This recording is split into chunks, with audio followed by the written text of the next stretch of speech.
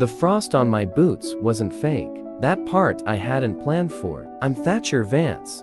3 weeks before that night, my name was on the cover of a business magazine, sitting next to a net worth with more zeros than most people see in a lifetime. But on that particular evening, standing on the cracked sidewalk outside a gas station on Route 9, just past the Millbrook town line, I wasn't Thatcher Vance, the man who built an empire. I was nobody, a stranger in a torn army jacket I'd bought secondhand for $11, with 3 days of stubble and a duffel bag that smelled like someone else's cigarettes. I want to tell you why I did it, but honestly, even now, I'm not sure I can explain it in a way that makes sense. My business partner of 14 years, a man I trusted more than my own brother, had just walked out of a boardroom with half my company and a smile on his face like he'd done me a favor. And somewhere in the middle of the lawsuits and the headlines and the fake condolences from people who'd never once asked how I was doing, I stopped believing anyone did anything without an angle. I stopped believing kindness existed without a price tag attached to it. So I decided to find out for myself. No credit cards, no phone, no driver waiting around the corner, just me, bag, and $41 in cash. Dropped into a town I picked at random, off a map because the name sounded like nowhere anyone would recognize me. Millbrook, Ohio. Population 2,600 and something, according to the faded sign I passed on the way in. The gas station attendant wouldn't look at me. I asked if there was somewhere I could get warm, and he said the shelter in the next county was 40 minutes away, and he couldn't help. With that, I didn't blame him. I'd probably have done the same thing once, before I knew what it felt like to stand outside in 17-degree weather with nowhere to go. That's when I saw the light from Dot's Diner, 3 doors down, glowing yellow against the dark, like something out of an old photograph. I didn't go in. I didn't have it in me to sit down somewhere warm and order food. I couldn't really afford, not without blowing what little cash I had left. So I found a spot on the bench, outside, under the awning, where the wind cut just a little less. I sat there with my knees pulled up to my chest, breathing into my hands, watching my own breath curl up into nothing. That's when I heard the door chime. A woman stepped out first, wrapped in a denim jacket that looked 2 sizes too thin for the cold, carrying a paper bag with grease already starting to spot through the bottom. Behind her came a little girl, 8 years old, in a purple coat with a missing button, her hair in 2 uneven braids like she'd done them herself. The woman's name, I would learn later, was Junie Prescott. The girl was her daughter, Ren. Junie didn't say anything grand. She didn't make a speech about charity or ask me a single question about how I ended up there. She just crouched down in front of me, the way you'd crouch in front of someone you already knew, and held out the paper bag. "It's just meatloaf," she said, "but it's hot." I remember my hands were shaking too hard to take it cleanly, and some of it almost spilled, and she just steadied the bag, without a word, like this was something she'd done 100 times before. Ren was staring at me the whole time, the unfiltered stare only a kid can get away with. Then she reached into her coat pocket and pulled out a folded piece of paper, worn soft at the creases like she carried it everywhere, and held it out to me. "This is my lucky drawing," she said. "You can have it. My teacher says everybody needs something lucky when it's cold. I want you to understand something." I had walked past men in $1,000 suits who wouldn't hold an elevator door. I had sat across a mahogany table from executives who smiled while they stole a company built with my own 2 hands. And here was an 8-year-old girl in a coat with a missing button, giving away the one thing she called lucky to a stranger who smelled like a stranger. I unfolded it later under the gas station light. It was a crayon drawing of a house with 2 many windows and a sun with a smiling face. And underneath, in careful, uneven letters, it said, "Home is warm." I didn't sleep that night, not because of the cold, though that didn't help. I sat there with that drawing in my hands, and I thought about every meeting I'd sat through in the last decade where somebody used the word value to mean money, and I realized I hadn't heard anyone use it to mean anything else in longer than I could remember. The next morning, I went back to the diner. I told myself it was just to return the paper bag, which was a lie I didn't even believe. While I was thinking it, Junie was behind the counter, hair pulled back, moving between tables with the kind of tired efficiency you only get from doing the same shift for years. When she saw me, she didn't look surprised. She just nodded toward an empty stool like she'd been expecting me. "Coffee's on the house for regulars," she said, and there was the faintest hint of a smile at the corner of her mouth, like she already knew it was going to become one. I found out over the next few days that Junie had been working double shifts at Dots for almost 3 years, ever since her husband left without so much as a note, just an empty side of the closet and a stack of unpaid bills. He'd apparently been hiding from her for months. She never said his name with any anger. She said it like a fact, the way you'd mention weather from a season that had already passed. She wasn't bitter, she was just tired in the specific way people get tired when they've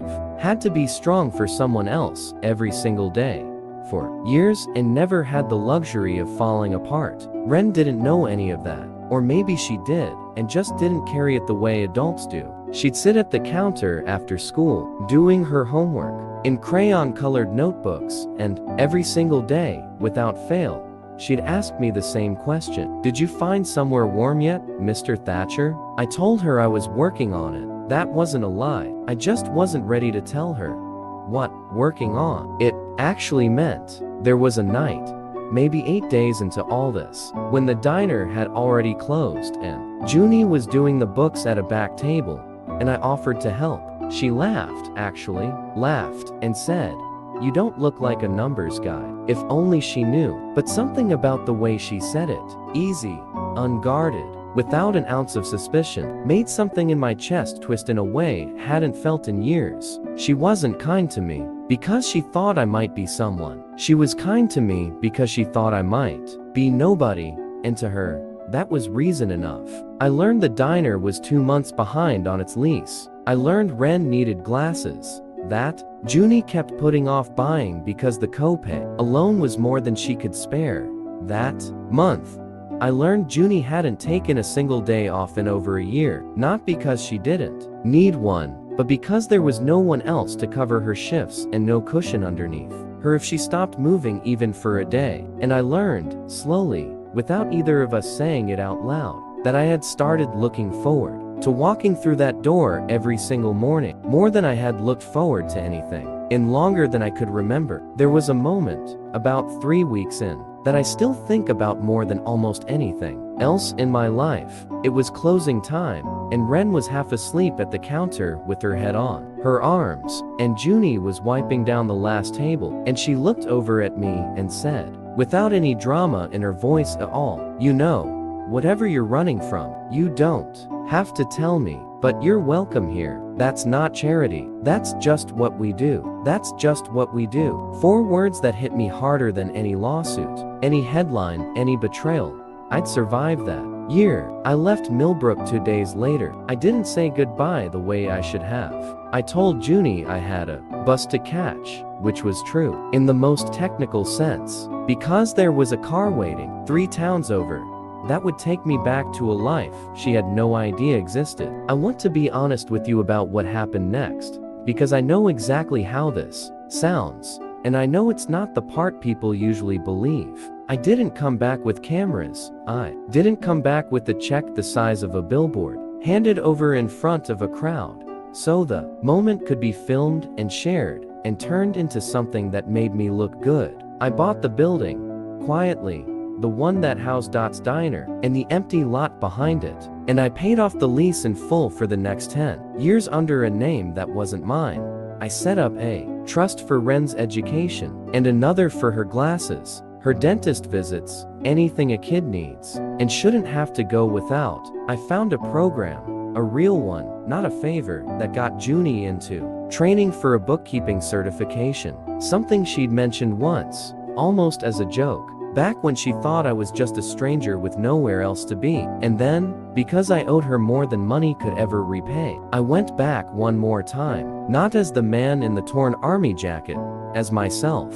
I remember the bell over the door chiming the same way it always did, I remember Junie looking up, and for a second, not recognizing me at all, because the man standing there in a plain gray coat, clean shaven, didn't look anything like the stranger she'd fed on a bench in the cold. And then I saw it click, in the way her eyes moved, in the way her hand came up, slowly to cover her mouth. Thatcher, she said, like she wasn't sure the name even belonged to me. I told her everything, who I was, why I'd come to Millbrook in the first place, what I'd learned, sitting on that bench outside her diner, freezing, with the drawing of a house with too many windows folded up in my pocket. She didn't cry right away, she just stood there, very still, and said, I didn't feed you because I thought you needed saving. I fed you because it was cold outside. That's the sentence I carry with me now, more than any headline that was ever written about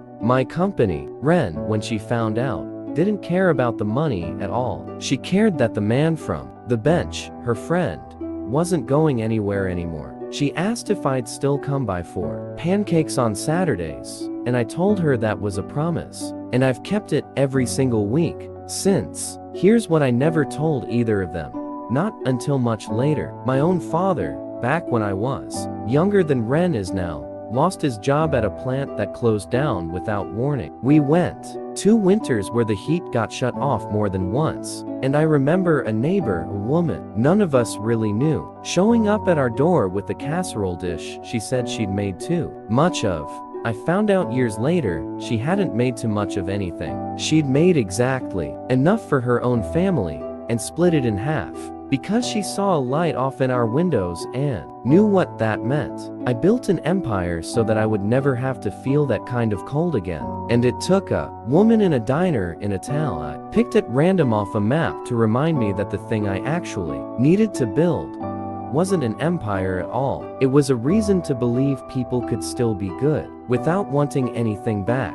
I still go to Millbrook most Saturdays. I sit at the same stool. Junie still pours the coffee, though these days she does it because we're friends, not because she thinks I need saving. Ren is older now, sharper, and she still keeps a folded drawing in her backpack, a new one, of a diner with too many windows and a sun with a smiling face. Underneath it, in the same careful, uneven letters, it says the same thing it always did. Home is warm, and for the first time in longer than I can remember, I actually believe it. Sometimes the smallest act of kindness leaves the biggest mark.